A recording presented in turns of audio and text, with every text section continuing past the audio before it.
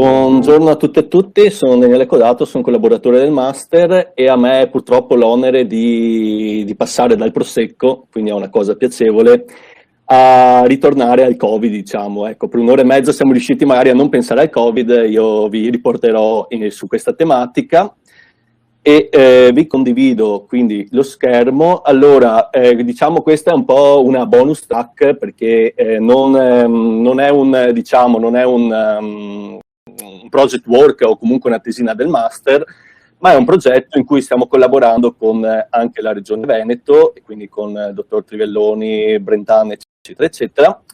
E non inizio casualmente con questa pagina, questo hashtag dati bene comune, perché poi, diciamo, insomma, voglio introdurre anche un po' di polemica. Ecco, questo argomento si presta anche bene alla polemica.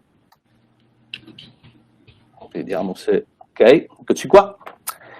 Allora, cosa vado a parlare? Cercherò di essere breve anche, visto che insomma voglio lasciare spazio alle domande. Allora, diciamo che questo progetto si inserisce, che quindi tratteremo, adesso vi presenterò alcune cartografie relative alla Regione Veneto, è un work in progress a livello nazionale, ovvero promosso dall'Associazione di Geografi Italiani, che sta cercando, diciamo, quello che vuole fare è produrre un Atlante del Covid, quindi soprattutto cioè, presentando, diciamo, il Covid sia a livello nazionale, quindi sia delle cartografie a livello nazionale, ma soprattutto delle cartografie sviluppate da vari laboratori a livello regionale, con l'obiettivo appunto di dettagliare e problematizzare le differenze regionali e mettere in luce le specificità territoriali, quindi un po' i legami, anche se più a livello qualitativo, tra cosa sta succedendo come diffusione della pandemia per ogni regione e delle caratteristiche e le peculiarità territoriali di ogni regione.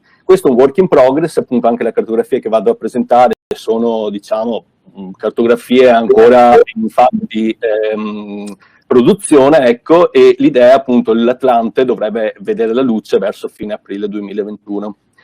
Allora, iniziamo quindi, appunto, non solo Covid, ma anche che caratteristiche hanno le varie regioni, tra le quali per esempio possiamo vedere la regione Veneto.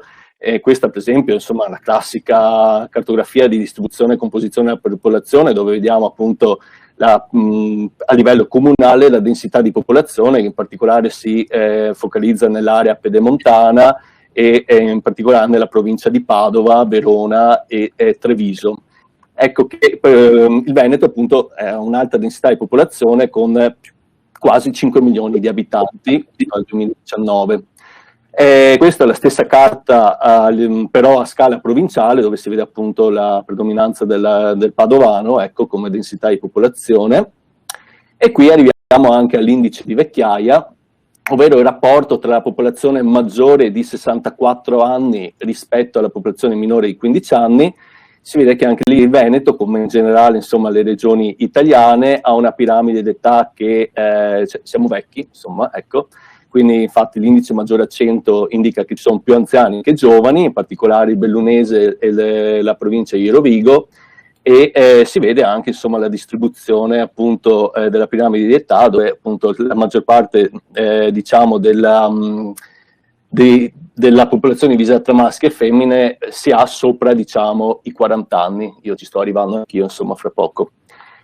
Questa invece è una cartografia appunto perché la diffusione Covid è legato anche molto alle infrastrutture sanitarie. In questo caso stiamo presentando appunto i famosi Covid Hospital, ovvero gli ospedali che la Regione Veneto aveva diciamo priorizzato e aveva dedicato diciamo al Covid.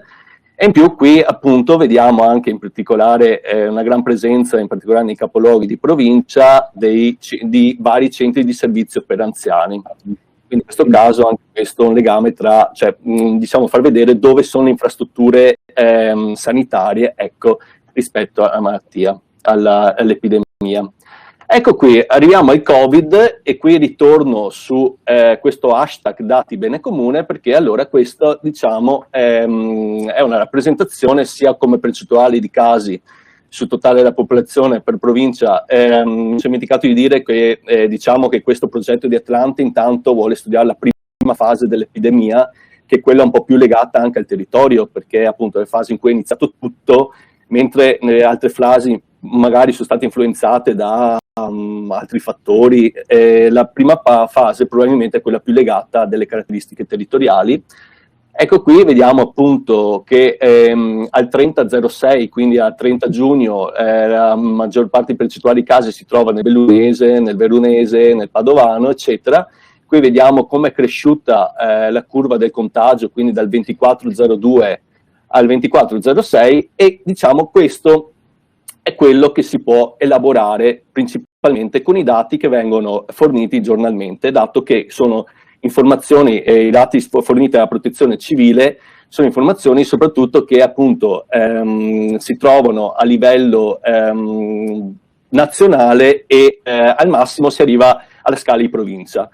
Manca tutta una parte di, cioè manca per molte regioni, quasi la totale delle regioni, manca una parte di dati a livello, soprattutto almeno a livello comunale, che ci permette di poter analizzare appunto a un maggior dettaglio, poter anche vedere che relazioni ci sono a livello territoriale, ovvero servirebbe almeno una scala comunale, insomma, per poter sviluppare analisi più approfondite. Questo ancora manca. Ecco che infatti questo hashtag dati bene comune è un'iniziativa che vorrei che insomma vi presento appunto perché potreste, insomma vi invito anche a firmare, non so se magari alcuni di voi conosceranno, e l'idea è appunto di chiedere al governo dati aperti e machine readable sull'emergenza Covid-19, ma anche in generale, insomma, in generale, per monitorare realmente la situazione e poterla gestire al meglio. Fino adesso sono state 48.323 firme, quindi insomma vi invito datibenecomune.it a firmare.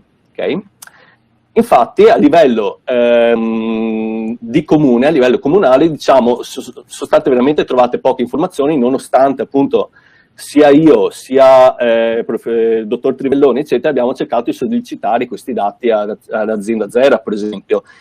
Le uniche cose che siamo riusciti a estrapolare sono delle informazioni a livello comunale al 17 marzo, informazioni tratte da un periodico, diciamo, padovano, dove si vede appunto qui Bo, che è uno dei comuni tristemente noti appunto come maggior numero di contagi, soprattutto nella fase iniziale, e un'altra informazione a livello provinciale per la provincia di Verona, in questo caso estratto, se non ricordo male, dall'Arena di Verona per il 2806.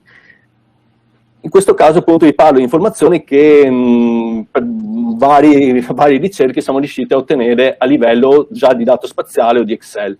Molte altre informazioni magari sono presenti in maniera dispersa, magari nel Facebook, nell'ULS X, e in altre informazioni, però chiaramente, o in PDF, ecco, però non sono utili, diciamo, per diciamo, poter svolgere analisi senza perdere troppo tempo nella sistemazione di dati di input, che purtroppo la parte di sistemazione dei dati di chi lavora agile sa che è la maggior, diciamo, è la parte più onerosa. In questo caso, vabbè, finita la polemica, diciamo, chiudo la polemica, ecco, passo alla parte relativa invece, questi sono i dati Istat sul totale dei morti per comune, in questo caso abbiamo tra il periodo 2402 e 3006, e questa è la differenza, diciamo, in questo periodo del 2020 e la media degli anni 2016-2019, abbiamo avuto sui più di 2500 morti totali in più rispetto agli anni precedenti, che si concentrano soprattutto anche qui nei capoluoghi di provincia. Poi appunto oltre al Covid, diciamo, abbiamo cercato e stiamo cercando di analizzare anche fattori, diciamo, le conseguenze, ecco, dell'epidemia. In questo caso appunto abbiamo il totale delle ore autorizzate di cassa integrazione guadagni.